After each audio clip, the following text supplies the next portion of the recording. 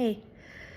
Okay, so today it's going to be a short message, but I want to talk to you a little bit about being an empath or a person who is highly sensitive to the feelings, emotions, etc. of others, or a people pleaser, or a codependent person.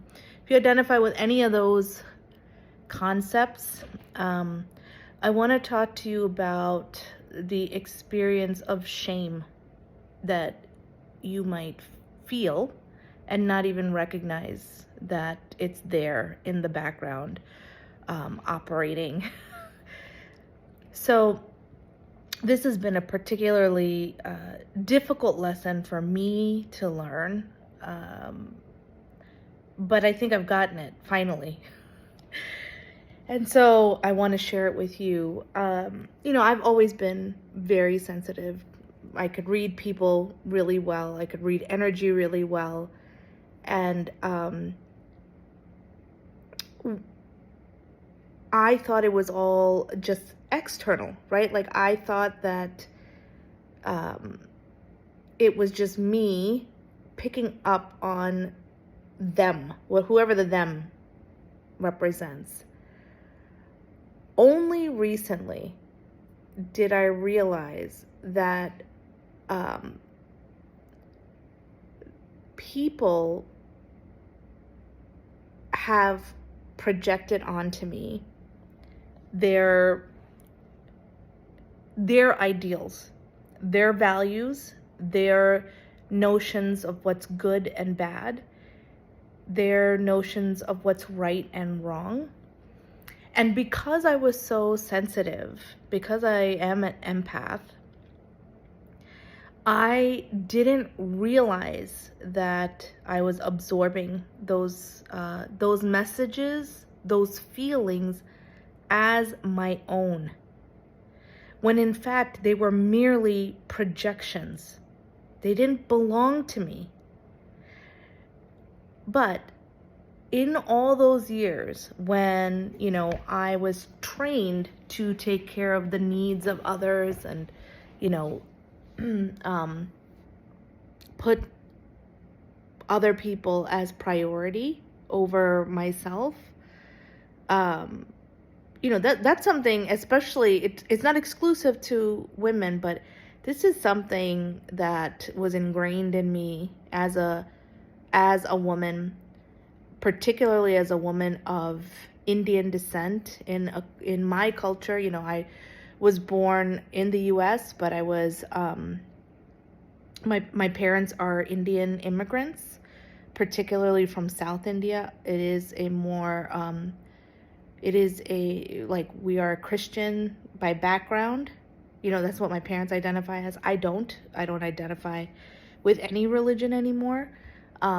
And kind of with every religion, the core tenets of them anyway, but I digress. But in these traditions, culture, gender roles, all of that, there was a lot of emphasis on don't be selfish, think about other people, think about other people's needs. And don't get me wrong, there is a in balance, yes, do think about other people. I still think about other people. But I wasn't including myself in that group of other people. And so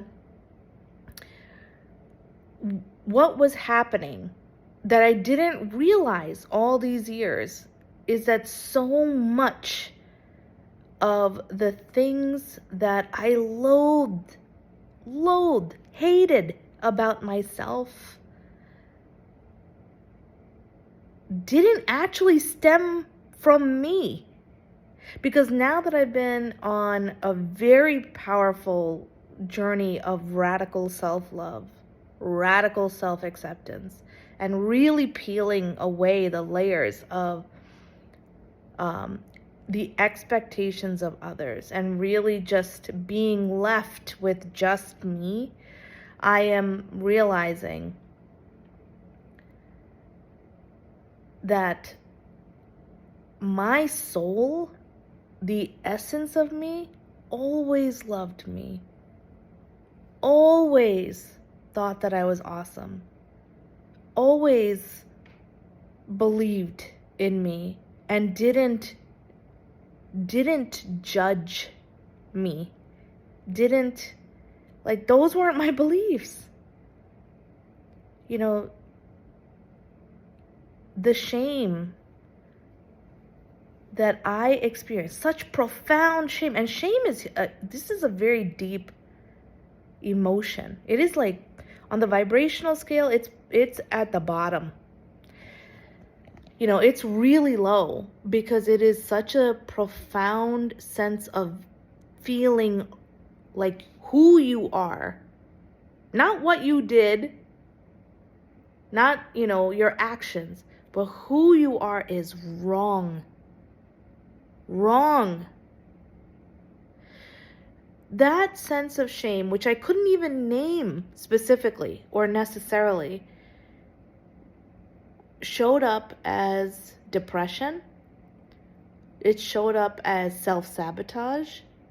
It showed up as me, doing certain things where I was trying to be true to myself, and then, I don't know, like, then kind of making up for it because it was wrong, right? It was like, oh, this is not okay by according to what fill in the blank thought was appropriate. So what I want you to understand is that this is a great opportunity. If you are an empath, if you are a people pleaser, somebody who's codependent, someone who puts the needs of other people first, someone who is just very attuned, very sensitive to the energies of people, like how they're feeling, even if they don't say anything directly, you can kind of pick up on their vibe. If you are one of those people and you have suffered with like strong depression, self-hatred, lots of anxiety, it might actually be a sense of shame underneath all of that. And that might not even belong to you. So it's very important for you to take time to really get clear on, is this what my soul, my highest self, my inner child, whatever, whatever essence you want to connect to, that is sort of like a purest version of who you authentically are, really getting clear on whether that belief belongs to you or not. And if it doesn't, it's an opportunity for you to rewrite the script. Rewrite the script, because you deserve it. You deserve to not feel like who you are is wrong. Sure, maybe you engage in activities or actions, or you've done things that have not been your finest moments. Okay, so maybe that was an experiment. Maybe that was an experience. Maybe that was just a mistake that you had to learn from or grow from. But it's not who you are. Who you are a divine being. You are a gift. You are a gift from God, the divine source, the universe, whatever you believe in. Insert the language of divinity or something holy that you believe in.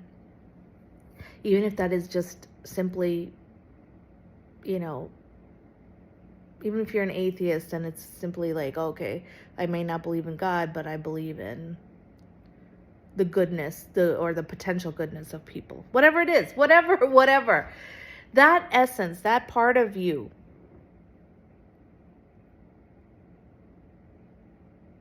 that is permanent. It's there.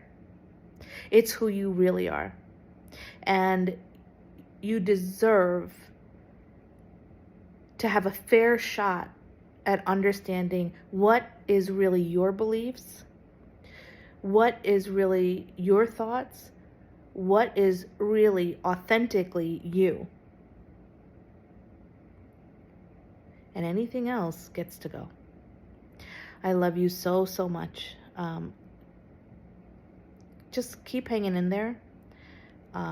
Feel free if you want to, just put something in the comments. If you need support, you're not alone.